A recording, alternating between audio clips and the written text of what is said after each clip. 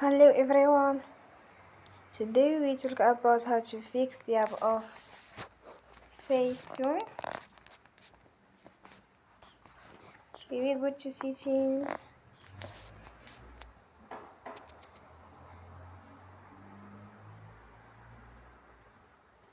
then we click on apps. After that we search the app FaceTune.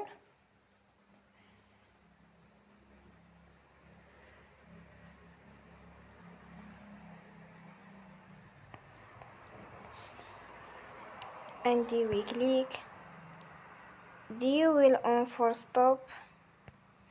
After that we go to storage, then we click on clear cache. Here we go to Play Store and you will update your app. Don't forget to support us